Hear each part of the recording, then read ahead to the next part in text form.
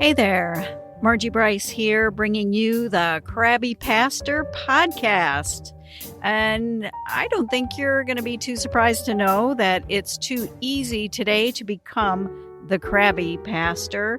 Our time together will give you food for thought to help you be the ministry leader fully surrendered to God's purposes and living into whatever it takes to get you there and keep you there. So we're talking about sustainability in ministry. I am here for this episode with Mike Rayson. You go by Mike, right, as opposed to Michael, or do you? I do. Okay. All right. Just checking. Some people do, some people don't. And we connected on Facebook, actually. Mike had a very interesting post about the unfortunate suicidal death of the Reverend Anna Matthews in the UK. And I was fascinated with what he had to say. And in fact, I did do a podcast on that topic a couple of sessions ago. So meanwhile, we did connect, because the post resonated with me, and you could tell the way Mike was writing that there was more resonating with him. So I'm going to start us out, though, by letting Mike introduce himself, tell us who you are, what you're up to these days, and who you want us to know you as. Well, I'm 48 and have been in pastoral ministry this year for 24 years, which means I've done this for half my life. But I began my process with the Uniting Church of Australia. And then in 2005, having served some churches in Australia, had a sense that I was being called elsewhere. And elsewhere ended up being here to the United States, which is a strange thing for some people to comprehend, that God might call folks from other parts of the world to be in the United States. But here is where I found myself. I immigrated with some suitcases and some children, and it's been quite a ride since then. But that was 17 years ago this year that I immigrated. So immigrated at 31 now, 48. But 3 children came with me, Sam and Laura and Oliver. They're all much older now than they were when they immigrated, if you add 17 years to their ages. Right. And it was lots of new things for the kids. So they'd never seen snow before. They'd never counted in inches and feet and right. fluid ounces or anything like that. They were all foreign things. But we had been here for about 18 months or so when my then wife and I decided to take a vacation together. We'd not really done that away from our children before. It's going to be a brief 4-day trip on a cruise boat out of Miami, having never done that before either. And so one Monday morning, following Mother's Day in 2007, we boarded a plane in the Quad Cities in Illinois. We'd driven up here from Nashville, Tennessee, which is where we were living at the time, because some friends had a farm, some clergy friends had a farm, and that they lived on, and they'd offered to have the children for those few days. And the kids were excited about, being around chickens and ducks and other animals as well. So having said goodbye to the 3 children, Sam at the age of 11, Laura at the age of 9, and Oliver at the age of 6, we jetted off from Moline that morning to Chicago, and then Chicago to Miami. When the steward or stewardess on an aircraft says that you can turn your phones on now, that was not that too long after they'd started allowing people to actually turn their phones on when the plane had landed. I always kind of tickled me for some reason, saying, don't turn on your phones, they'll interfere with the pilot's navigation system. And I used to think, if the pilot can't see the terminal from here, we're in trouble. But right. They allowed us to, turn our cell phones on, and mine just went crazy.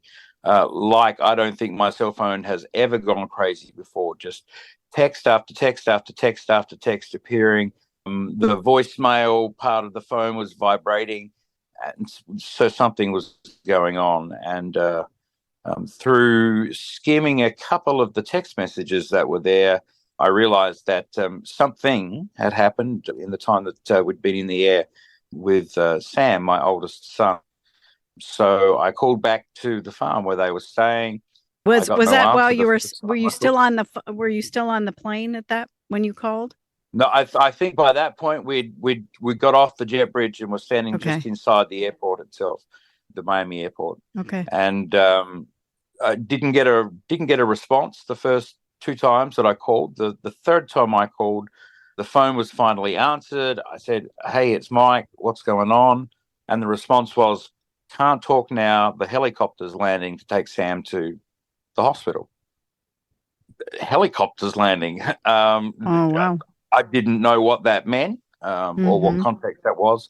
So called and called again and finally got an adult on the line. It was a teenager that had answered the phone earlier and had asked what had gone on. They filled in that in the time that we'd been in the air, a horse had kicked Sam in the center of his chest, that he was in a pretty bad way, and they were going to be flying him to Peoria, to one of the major hospitals there. So I started working the phone to find out what this meant, and then received word in the middle of that the aircraft had changed their flight plan, and instead of going to Peoria, they had circled back and went to the Illinois hospital, which was not very far away in Geneseo, Illinois. So I finally got through that morning to an emergency room doctor who would talk to me, still standing in the airport in Miami. And I guess no doctor wants to ever have this conversation on a telephone, but the fact Mm-hmm. that we were so far away and very distinctly remember hearing the doctor say, "Hate to do this on the phone, but I'm very sorry. I've had to pronounce your son dead." Mm. So Sam, at the age of 11, was gone. Mm. The airline we were flying were very accommodating. They got us back to Geneseo. However, it took all day to get there. So by the Mm-hmm. time we landed, it was 1 o'clock in the morning the following day. Okay. And we were taken straight from the airport to the mortuary, Mm. and the local funeral director and the county coroner for Henry County were still there. And I believe it was the funeral director that said, "I do a lot of funerals for babies. I do a lot of funerals for teenagers, but very rarely in that kind of in between stage do I do funeral for a child." And the coroner chimed in saying that we knew that you were coming back, and this just wasn't grandma, where we could say come back in the morning. Right. So we waited for you. So we Mm. were then confronted with what was a cold body that certainly looked like Sam, but didn't act like Sam at all. And so we faced this awful premise or awful reality, I should say, that in having followed a sense of call to mission and ministry on the other side of the world, it had come at the expense of a child. Oh my. Um, and to a kind of fast forward through a lot of the next stuff, it meant that our marriage didn't survive. Mm. That grief, part of that, my own bullheadedness as a pastor. I believe that I preached the 12 Sundays directly after Sam's death. Oh my. So I didn't leave the pulpit. That was my hiding place. Even though it doesn't sound like a hiding place, it can Right. certainly be a hiding place. And almost drove myself crazy doing that. Right. So finally had to just stop. Mm. So yeah, gosh, that was in 2007, which means this year has been 16 years since Sam died. Mm. In fact, he would have been 27 last week, on Right. the 28th of March. And so this coming May will be the 16th anniversary of his death. He's buried in Australia. We elected to have Sam cremated. We covered the urn with SpongeBob SquarePants stickers, which was his favorite program. And we took him back home and buried him in his grandmother's grave. He never met his grandmother, who had died before he'd been born. And but he's there in the middle of a vineyard. So there are vines on all four sides, an old cemetery that's been there since the 1800s that probably has maybe 100 graves in it and room for 400 or 500. But he's buried in that particular cemetery. I like to say in the most un-United Methodist place that you could ever imagine, in a winery. And Annie's Lane 2007 is a good drop that year. Annie's Lane being the name of the winery. Oh, gee. Well, do me a favor then. You mentioned something that just really kind of grabbed me, because obviously we're talking about pastors, their private pain, pastors, and in this case it's dealing with grief, but then carrying on. But you said something about, imagine this, you're following your call, you're going to the other side of the world to do that, and then you lose your son. How did you figure out where to file that and how to process that? 16 years later, I'm still figuring out how to file that and how to process that. And part of that has been through some smart and intensive therapy as well. It took me a while, but I eventually realized that I needed more help than I was able to give myself. The whole idea of a physician heal thyself was not working for me. But we're talking a period of years that I decided that I was a pastor. I knew what this death and grief thing was all about, and then I realized over time that I didn't. That this was something that didn't compute, that didn't fit into my idea of who God was, and had to really have a headspace change to realize that even though I was filled with the question of if only, if only I hadn't gone on that vacation, or even taking it two steps back, several months before that took place, I happened to be, I think I was in Detroit, at the Wayne Airport there. Right. And waiting for a commuter flight to Nashville. And they came on, and somebody came on the loudspeaker and said, if you want to give your seat up, we'll give you this much in return, or this many flights in return. And finally, they said 2 return flights to anywhere. And I went, I'll take that. Well, they were the flights that we used that day going down to Miami. So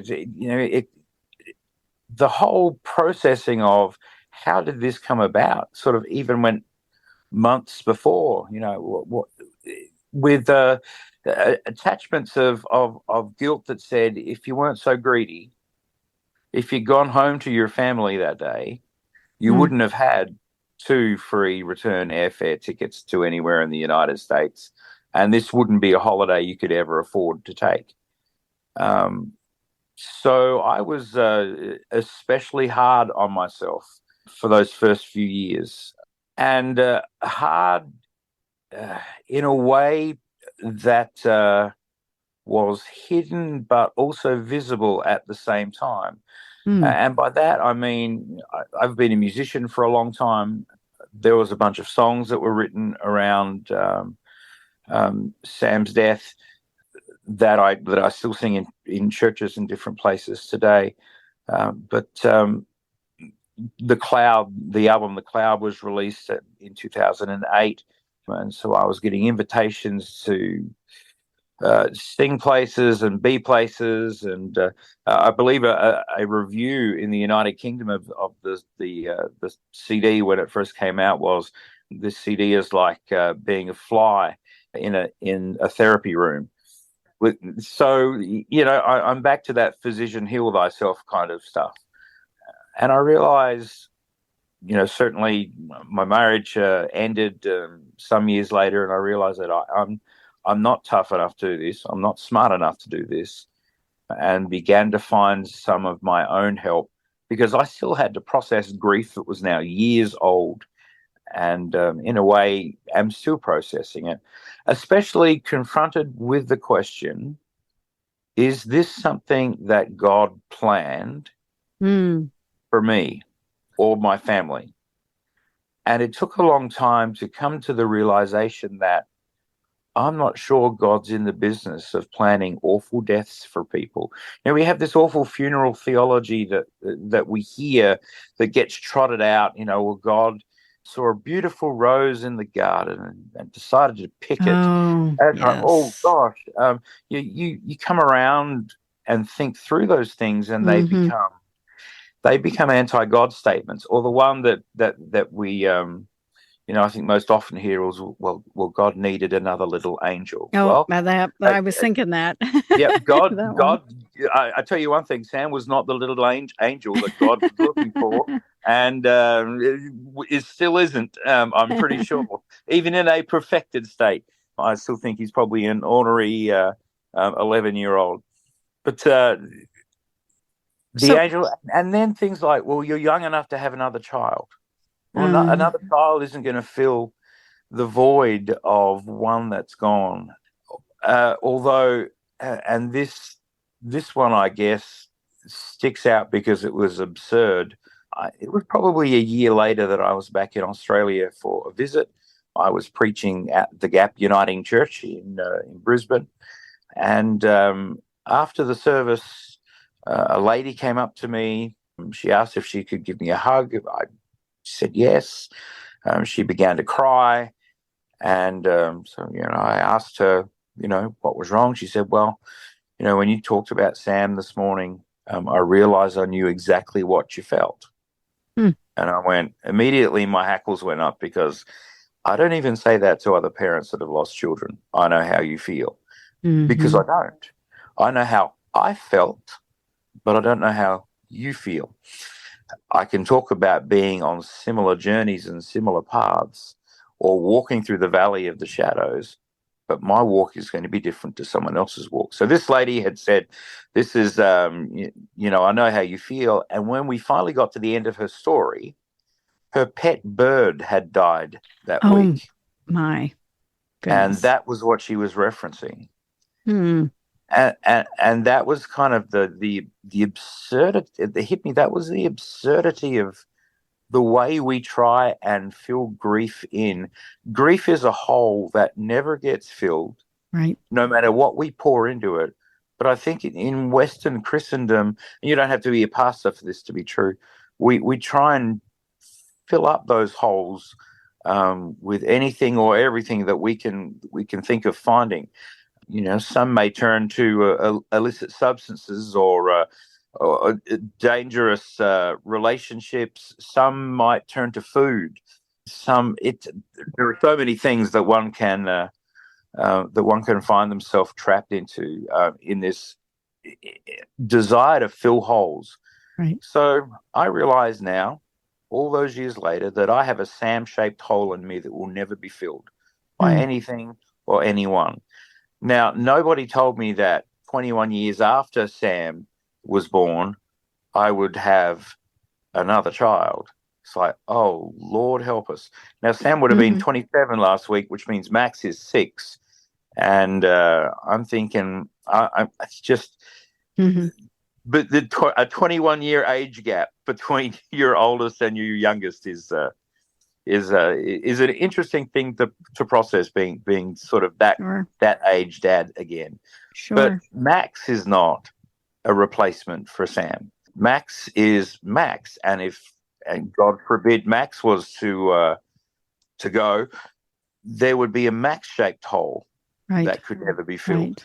And so I think that, and this is true for pastors and laity, we need to stop trying to fill the holes with stuff and simply pray that the Holy Spirit would be present in those darkened places. They are places where I think we touch the valley floor.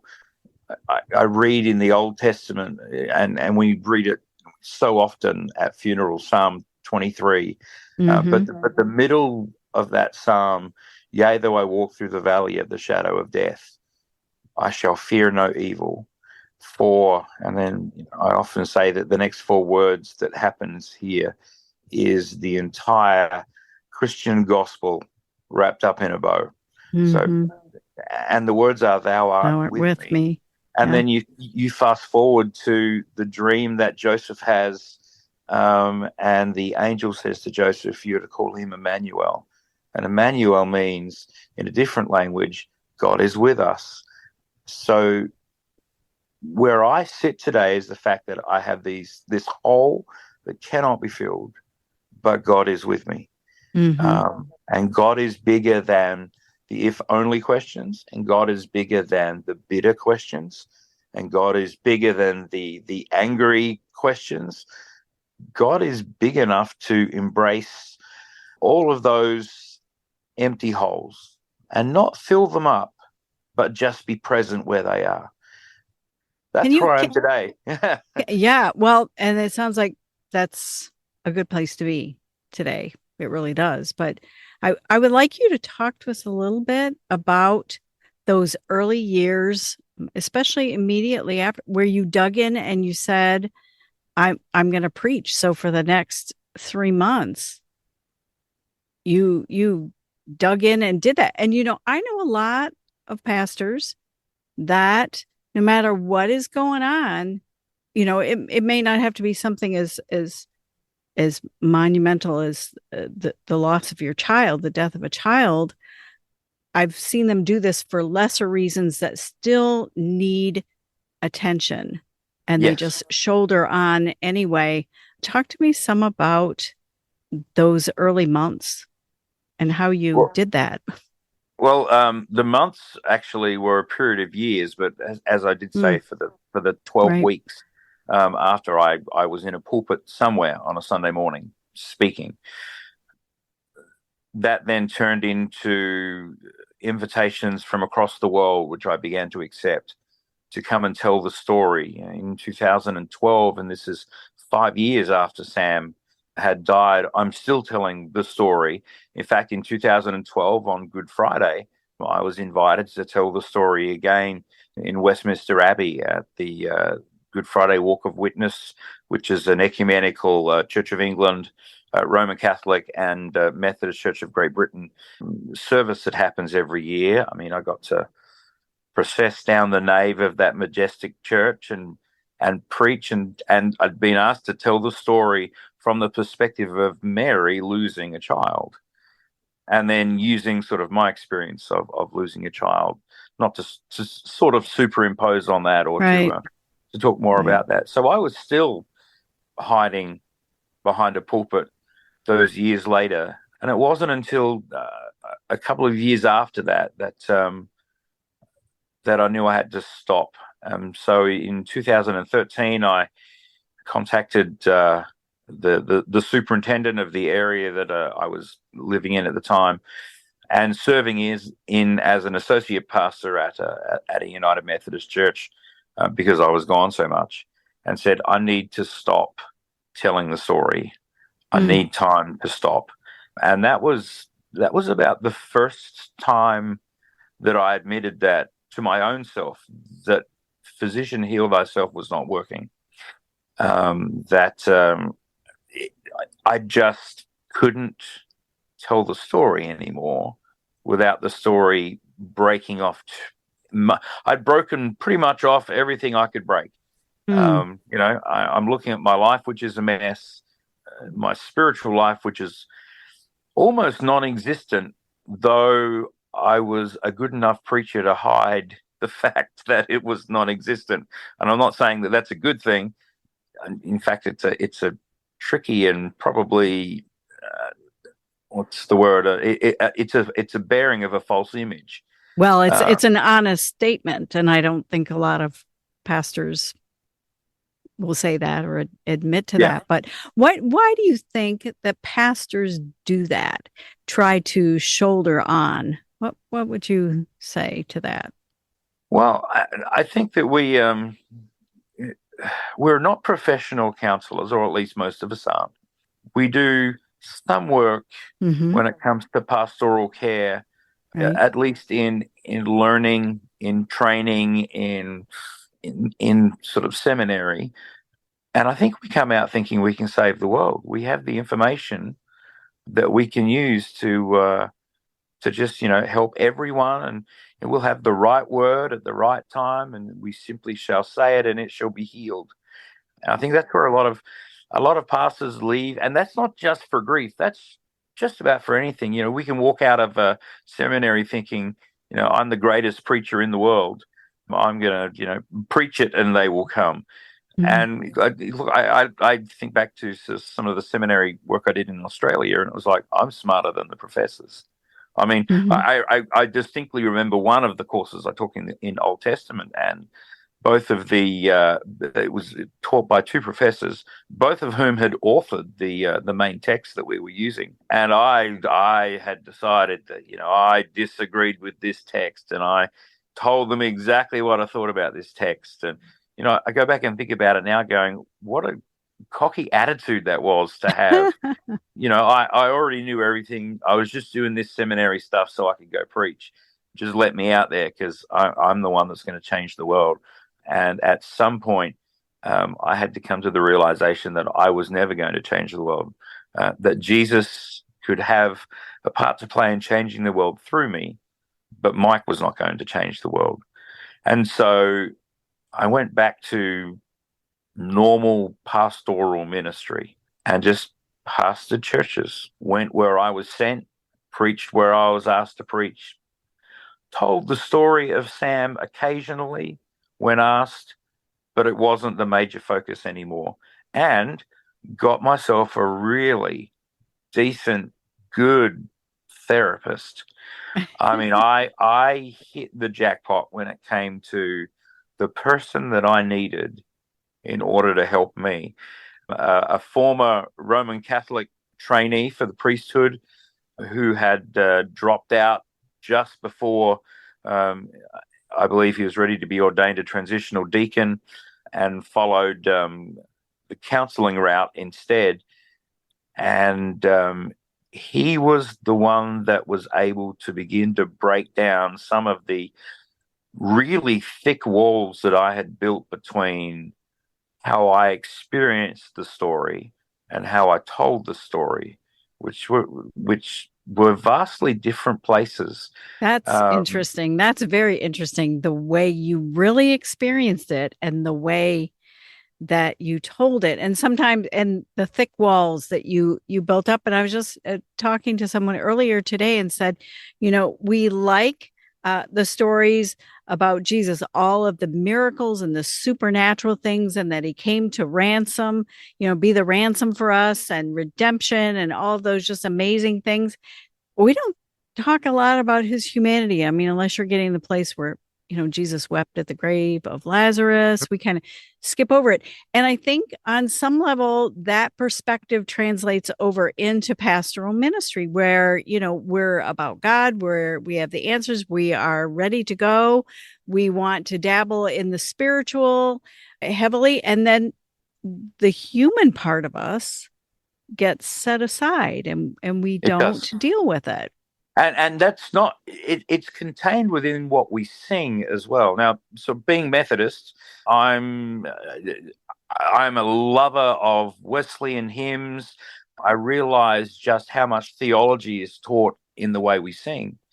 But when Right. you start looking at some of the other songs that we sing in churches, let me pick one out. I may make some enemies here, because I'm going to pick out a song that I really don't like and Okay. don't use, and that is the song "Victory in Jesus," my Savior Oh. forever. Mm. He bought me and sought me, because sometimes we're not victorious in areas of our life. Mm. Yeah. Sometimes the bought me, sought me, taught me, sent me out, I'm all fixed again doesn't work anymore. Yeah. Yeah. And although I found a great therapist and I still see him, I've Hmm. been seeing Kevin now for 6 years, I think. We see each other every 2 weeks. And it's taken that long to start to walk away from but we must, shake our fist at our own problems and say, but we're victors in Jesus. Maybe that's where some pastors become unglued. We we sing those victorious songs. We rarely lament in church, even though Mm. that, there's some 80 psalms of lament. We don't like to lament because, that just we don't want that in church. We want victory. We want hallelujah. I mean, this coming Sunday will be Easter. We want Christ the Lord is risen today. And finally, we can say hallelujah for the first time in 6 weeks. Right. Um, Right.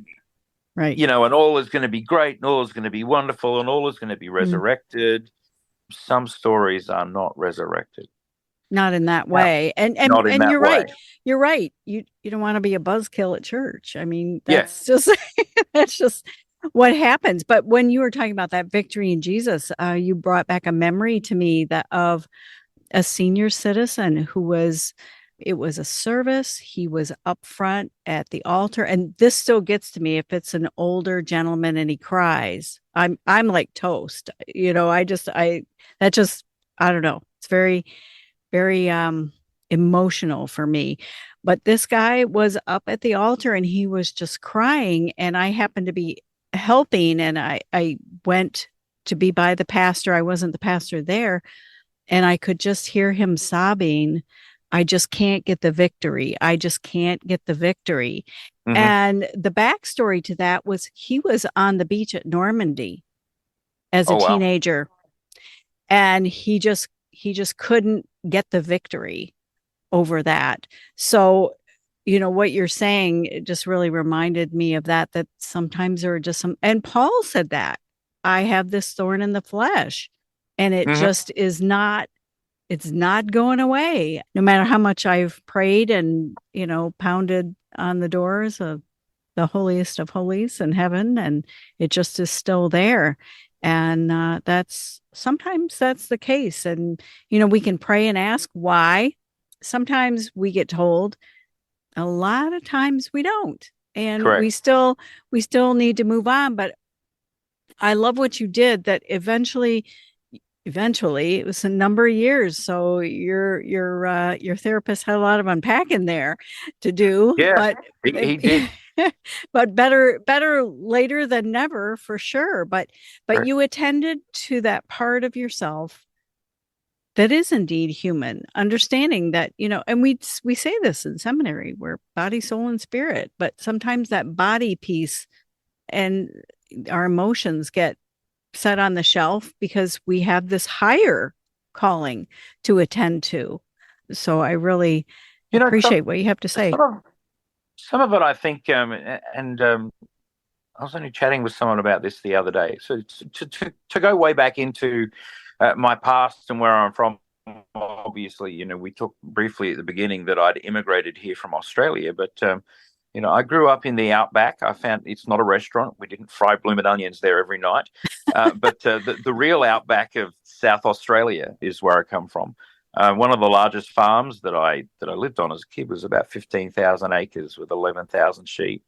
Um, Wow. so even though I broke the family tree, if you go up my family tree, it goes farmer, farmer, farmer, farmer, farmer, farmer, farmer, priest or presbyter. It's like, okay, I think something went wrong there, and now my son Oliver is a drummer. So we've really done it in now. But we have this picture of Jesus as the Good Shepherd. Mm-hmm. We go through seminary and training, and I think we're training preachers and pastors to be the shepherd, the Good Shepherd. I'm out the front leading the sheep. Growing up, I learned that you lead the sheep from behind, but never in front. So to rustle sheep, you would use Sometimes we'd use a motorbike or a horse, and we'd have several sheepdogs with us, or Mm-hmm. a utility vehicle, and you would, kind of direct 1,000 or so sheep in the direction you wanted them to go. And it's true, sheep are truly dumb animals, but they Mm-hmm. run as a pack. Um, Dogs will run alongside sheep, trained dogs, and they will kind Mm-hmm. of not hurt sheep, but nip at heels of sheep that are going in the wrong direction, and you're able to push them cohesively, but always from behind. And so, but we've fashioned ourselves as Jesus's in front of the sheep, saying, "The sheep hear my name and follow me." I think we forget that that's Jesus' job, and Mm-hmm. Jesus didn't give that job to us as pastors. We're the people that are behind the mob of sheep that are being moved in whatever direction they're being moved in, not the ones that say, "Follow me, hear my voice." It's so it's just this, growing up knowing that sheep were always pushed from behind but never led from the front. Yet we have these stories of Jesus saying, "My sheep hear my name and follow me and come to me." So Jesus is still the good shepherd. Jesus Mm-hmm. remains the good shepherd of our congregations today. That is the name that we want people to hear and follow, or that is who we want people to hear and follow, not us, but we put ourselves in that position so many times. Right. Um, Right. Still, and and we are the under shepherds, yes, we are, technically. but we crash and burn trying to be the good shepherd. And the Yeah. reason why we crash and burn is we were never created to be the good shepherd. We were created, as you just said, to be under shepherds. Mm-hmm. I think that's a good way to describe the role of pastor. But we were not created to be the good shepherd. Jesus continues to lead the people of God. It's not my job or your job or anyone else's job. We certainly have roles to play, both clergy and laity, in the direction of where we go as churches, as congregations. But we follow Jesus. We don't follow, group thought. We don't follow preacher thought. We simply follow Jesus. Right. And as pastors, we are to train our people to follow Jesus as Correct. well. That is Exactly. that is our main task. So I want to finish us up here with this question about what would you say to pastors who are not just grief, but in the midst of private pain? What advice would you, as everything you've experienced, what advice do you have for them? Well, firstly, from a practical point of view, one of the practices that I've developed is that if a congregant comes to see me about the same issue 3 times, on the third time they Mm-hmm. come to speak to me, I will hand them a card that I have on my desk or in my wallet. I hand them a card for a very specific counseling service in my area. One of my very good friends is the chief psychologist for that practice, and also a United Methodist elder. And there are several people within the practice that counsel, and in fact, that's where I see my therapist. So I carry those cards in my wallet. And so if you're going to come and talk to me about the same heart issue 3 times, on the third time I'll say, "I'm not a trained. I'm happy to listen to you, but I want you to get better and get help." So from a practical point of view, get help. If your church offers any kind of a program that allows you to seek out help in any way, to talk to someone. I know I don't know if it's true of other denominations, but a lot of United Methodist conferences are now, offering these wellness plans or wellness. I'm not quite sure what to call them, but it allows you to seek counseling for things that can remain with a counselor, that don't come back to the church or anything like that. So getting help is not a bad thing. And if people wait to get help for as long as I waited to get help, Mm-hmm. they're going to be in a bad way. So that's just a very practical way of saying, what do we do when we're in pain? And a more kind of spiritual edge to that, I like reading stories. And I've found found in 2 places within Scripture that help to heal my soul. Mm. They're not in the miracles of Jesus. Oh, I think walking on water kind of sounds really cool. When I was at the Sea Hmm. of Galilee, I put my feet off the edge and pushed down, and they both went under. And I went, no, no water Oh, walking for me. rats. But sorry, I completely forgot my train of thought there. But You're still disappointed that you sank. yes, I'm still Yeah, disappointed. I think that was my ADHD at work there. So it's like, yeah, look, a squirrel. yeah, Um, yeah. it's okay. You're So talking about and stories in oh, scripture I that. was, yes. So the stories that speak to me are not so much the miraculous stories, but the stories that Jesus told, the parable stories. Oh, hmm. Because within the parable stories, I think we find a life that is really worth living, even if we're having trouble doing that ourselves.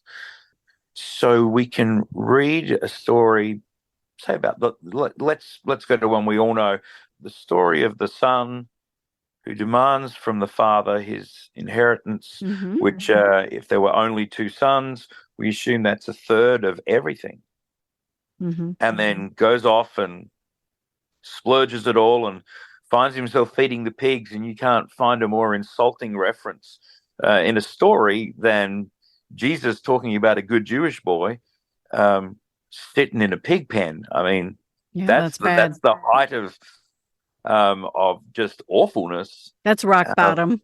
that's rock It's rock bottom. bottom. Yeah.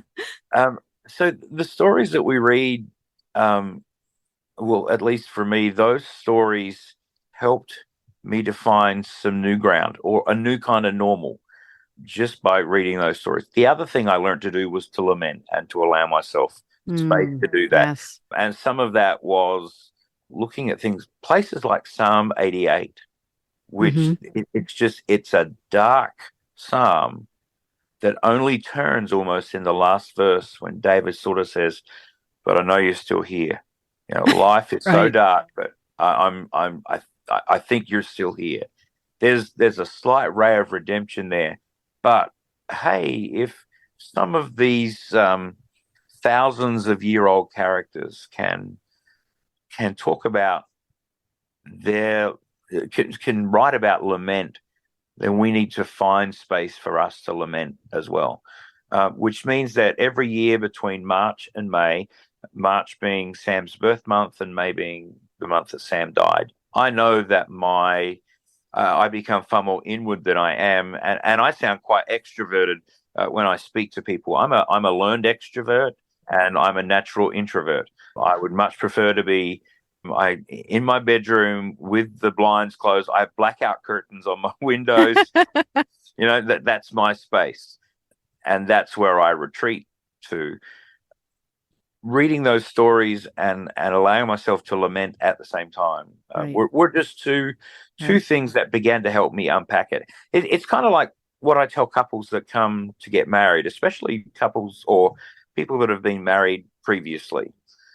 What I tend to say is that, to a new relationship, you're towing some baggage. I mean, you're towing three or four wheelie cases of Hmm. stuff. Whether you think you've dealt with all your stuff or not, you're carrying some baggage. So the process of preparing for marriage, and not preparing for a wedding, but preparing for marriage, Hmm. is to sit down and open each other's suitcases. And that's how I approach, I guess, premarital counseling. I use the Prepare program for that. I know a lot of Right. pastors Right. know it and use it well, but that allows me to help couples sit down and open each other's suitcases. Right. Let's see what's there. Let's see what needs to be placed aside and what needs to be kept, because even in our failed relationships, there are moments of redemption that we need to be able to hang on to and keep. They were relationships for a reason. I may not speak with my ex-wife who was remarried and lives in a different state. In fact, I don't think I've spoken to her for several years now. However, I don't regret being married to her because we had three amazing children together. Now, the fact that our marriage didn't last doesn't mean that I'm not grateful for the fact that Sam, Laura, and Oliver were brought into the world as a part of that, even if Oliver is a drummer. Right, right. So, uh, Well, so yeah, pastors, well, though, pastors come with baggage, yes, they do. and we And need to know what is even in our own suitcases. you're right. When I was placed in a church in the Metro East of St. Louis, only spent 2 years there before I was moved to a church where I spent a much longer period of time. I was moved because of death threats that were written on the inside wall of the church in black paint, um, which, yeah, that's just a whole other story. But it became, a dangerous place to be. So you can imagine that when I went to my next church, I was towing some baggage, some suitcase. I needed a Mhm. place to hide and to heal Yeah. and to sort of take a breath and hope that that person that was wanting me gone didn't follow me 16 miles south to the new congregation. So yeah, as pastors, we bring baggage too, and our congregations bring baggage. So it's that same idea of, when we meet, we need to be able to unpack each other's baggage. That doesn't mean we have to bear everything that is within us, and I don't think pastors have to be vulnerable to the point where every little bit of their private pain is shared. Right. But it is good to share parts of you that are unfinished, parts of you that are still cracked and broken. It's okay to share some of that stuff and to learn from each other's wounds as much as we learn from each other's victories. Absolutely. Absolutely. So for a Well, married couple, we have to repack a suitcase, and we repack the suitcase with the good things that we bring from the places where we've been. mhm. As churches, we pack the suitcases and go on with new pastors from the perspective that we're towing the same suitcase, we're singing from the same hymnal. Mhm. Yeah. Well, I want to thank you for joining us, for sharing, for offering advice and some wisdom from the trail, so to speak. And this is a good reminder for all of us. We say, "Oh, everybody's broken," and yeah, and everybody's got stuff, that they're dealing with, and that also includes ministry leaders as well. Correct. As well. Absolutely correct. Probably more so than others sometimes. Yeah, I used to say, those who are standing up front, and I definitely have been that we are the most broken.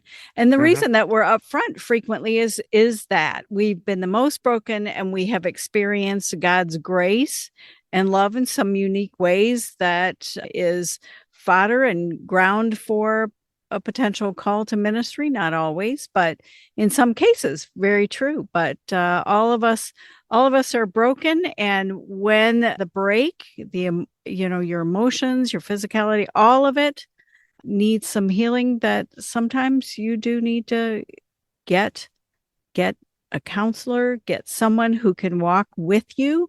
This is not the Lone Ranger show. Many pastors will isolate. Leaders, being in leadership is isolating.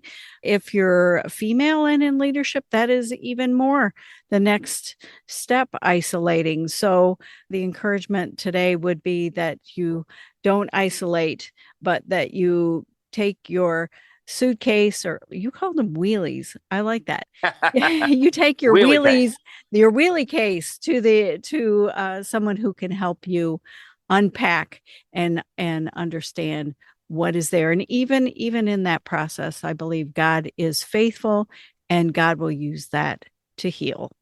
Absolutely. Absolutely.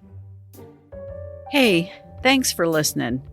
It is my deep desire and passion to champion issues of sustainability in ministry and for your life. So I'm here to help. I stepped back from pastoral ministry, and I feel called to help ministry leaders create and cultivate sustainability in their lives so that they can go the distance with God and whatever plans that God has for you. I would love to help. I would consider it an honor.